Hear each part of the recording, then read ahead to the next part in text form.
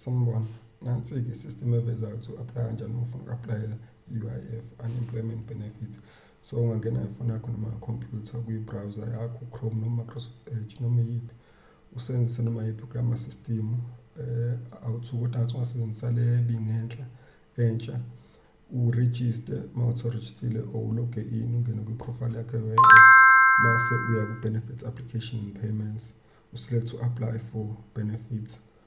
Uma uqeda ukuselecta lapho uzoya ku-unemployment benefit, uklikhe lapho, and then lapha ezansi uzobona lapho i-button lika-apply, uklikhe lona, lizokuyisa kuma-terms and conditions, uwafunde if uvumelana nawo, uselect u-yes masuthi next, uzokuyisa kulentuzana kwi-page lama-banking details, la uzofaka ama-banking details akho ngendlela e-right, and then masuthi next, uye kuma-personal details, ugcwalise ama-personal details akho, makumele uwa-update, mase uthi next.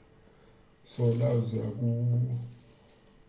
kuma-qualifications akho no-occupation, so uzofaka i-work experience yakho, ufake nama-qualifications onawo, ufake lapha ezansi ukuthi usubuyele emsebenzini, yebo noma cha, then mase uthi next, bekuyise kwi-work seeker information. So lana uzosho ukuthi usawufuna umsebenzi, usho ukuthi ukephi nendawo, i-region okuyona,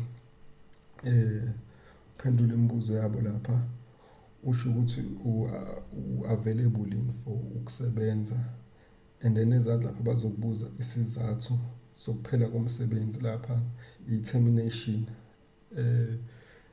Mase uqede uphendula le mibuzo, ipheji lokugcina leli, usungaya-ke lapha ezansi, ufike uklikhe u-submit. Uma uqeda ukusubmitha, i-system izokutshela ukuthi i-application yakho isihambile, uzothola ne-email futhi eshoyo ukuthi i-application yakho isihambile. Ngiyabonga, ningakhohlwa-ke nokusubscribe-a. Danko.